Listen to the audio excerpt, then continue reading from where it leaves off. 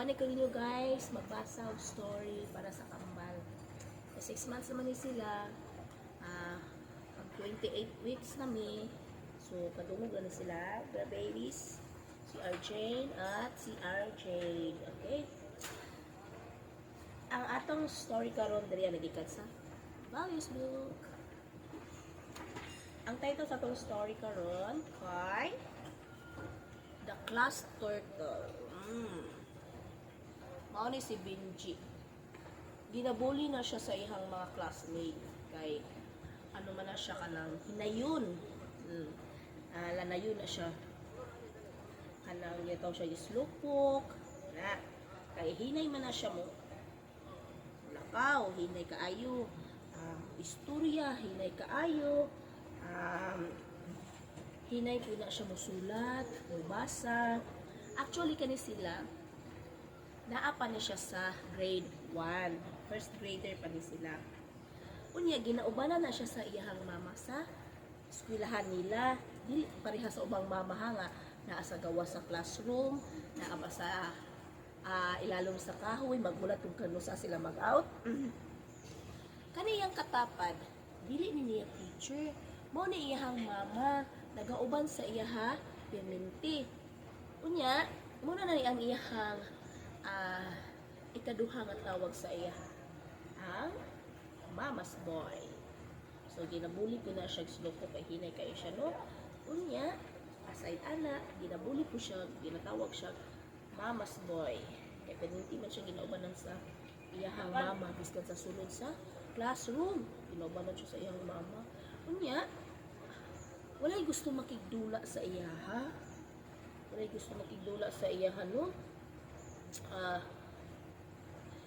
Kanang sa time sa recess o kanang mga break time nila walay makigdula sa iya ha. Makadula lang na siyang mga classmates sa iya ha.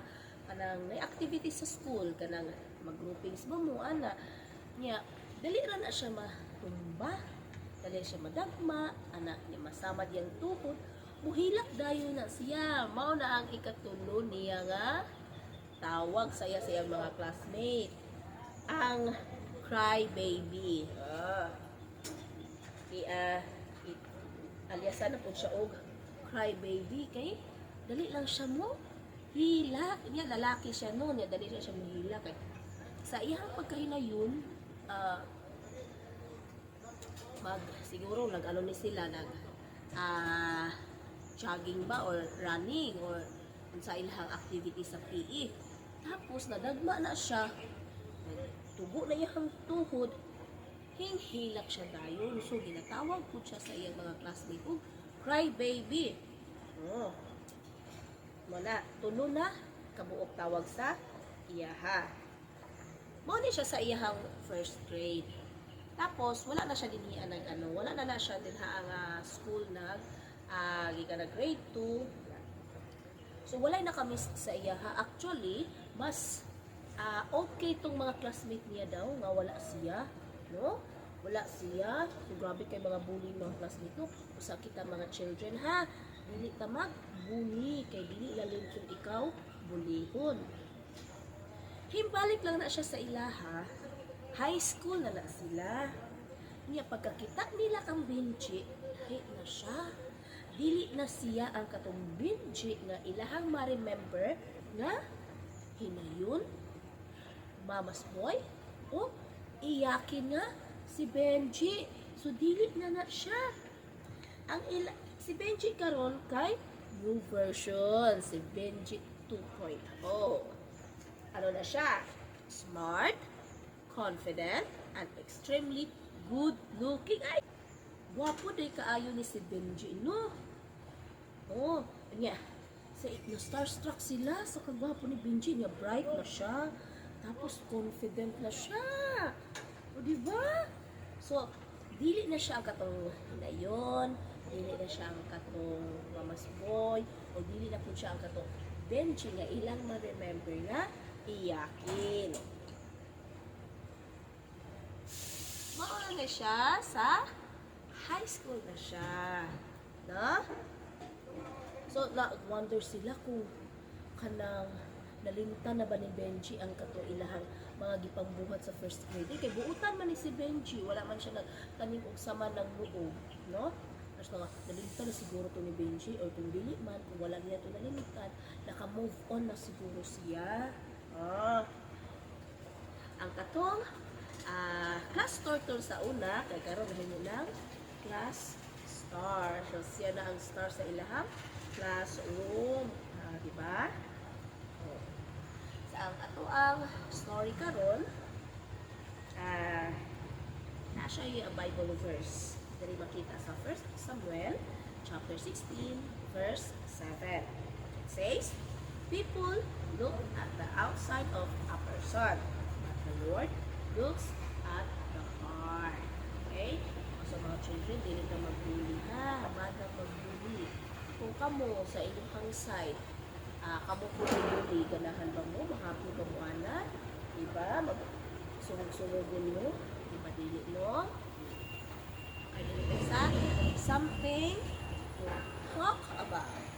We often do and say bad things, but God can help us change into someone good. Are you willing to let Him do that? Gusto ba mo nga mag-change?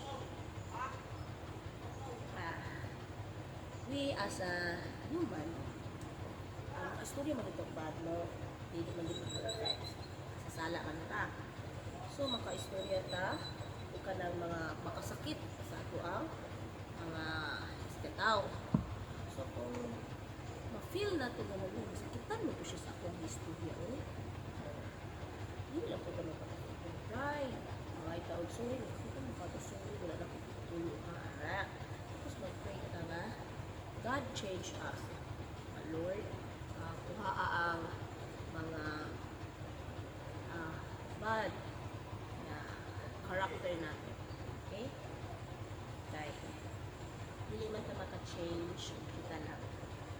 So, the Holy Spirit change us. Okay? We are often quick to judge people. So, dali naman kita maka-judge sa mga tao. Kasi judge tayo to. Yung dili ka, bawal mag-judge para kita dili magkakakuman po sa Ginoo. Especially those who are unlike us. So, dili ito parehas tayo sila i-judge. What do you think would happen if we just accept people as they are? The world will be happy. Diba? Okay? And that is for today's video, today's story. RJ, naminaw ba mo? Naminaw mo sa story ko ron? And say goodbye. Don't forget to like, follow,